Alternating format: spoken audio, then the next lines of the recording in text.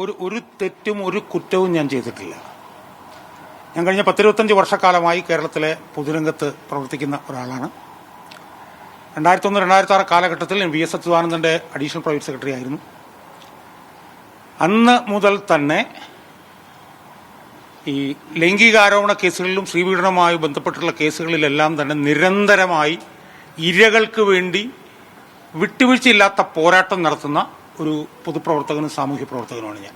VSന്റെ കൂടെ നിൽക്കുമ്പോൾ ice cream parlour case, Vithura case, അതുപോലെ തന്നെ കിളിരൂർ കേസ്, കവിയൂർ കേസ് മുതലായിട്ടുള്ള എല്ലാ സ്ത്രീപീഡന കേസുകളിലും ഇരകൾക്ക് വേണ്ടി പോരാടിക്കൊണ്ടിരിക്കുന്ന ഒരാളാണ് ഞാൻ.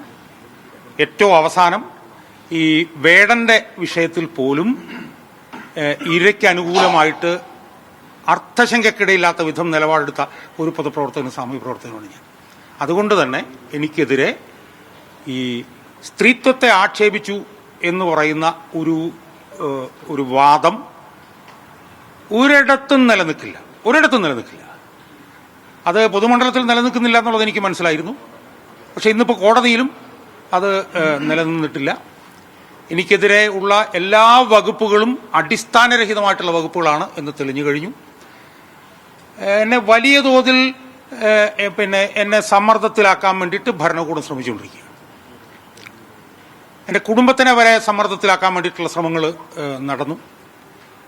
അതൊന്നും തന്നെ നിലനിൽക്കില്ല. എനിക്കറിയില്ല, ഞാനൊരു ഇത്തരം പോരാട്ടങ്ങൾ ഒരു ജീവിതവ്രതമാക്കിയ മനുഷ്യനായി പോയതുകൊണ്ട് VS അച്യുതാനന്ദന്റെ കൂടെ നിന്ന് അദ്ദേഹത്തിന്റെ കൂടെ നിന്ന് സമരം ചെയ്ത ഒരാളെന്നുള്ള നിലയിലും ഞാനത് തുടരുകയാണ്. എനിക്ക് അതിനകത്ത് ഒരുപാട് ബുദ്ധിമുട്ടുകളും ദുരിതങ്ങളും ഒക്കെ ഞാൻ അനുഭവിക്കുന്നുണ്ട്.